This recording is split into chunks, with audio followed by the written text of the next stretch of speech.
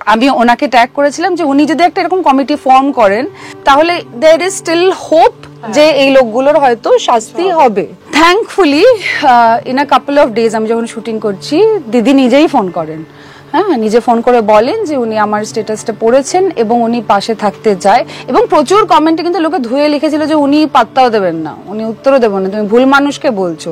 At least তাদেরকে উনি ভুল প্রমাণ করে কিন্তু ফোনটা নিজেই করেছিলেন, কোনো সেক্রেটারিকে দিয়ে না। আমি ফোনটা রাখবার পরে আমার এখনো মনে আছে আমার সাথে ওই মালায়ালাম অ্যাক্টর, আমার কো অ্যাক্টর প্রকাশ এবং আমার ডিরেক্টর ডক্টর বিজয়, এরা সবই তোমার মালায়ালাম সিনেমার বেশ বড় জায়গায় রয়েছে, সেরকমই আমি দুজনের সাথেই শেয়ার করলাম। এবং ওরা দুজনেই তো প্রথমে বললো যে মানে এটা তো ব্রিলিয়ান্ট যে 3-4 দিনের মধ্যেই যদি মানে তোমাদের সিএম রেসপন্স করে থাকে। আমাদের সিএম আমাদেরকে এত পাত্তাই দেয়নি আমরা যখন হেমা কমিটি করতে চেয়েছিলাম। জাগো শক্তি, জাগো স্বপ্ন, জাগো জাগো উমা, জাগো স্পর্ধা, জাগো ইচ্ছে, জাগো জাগো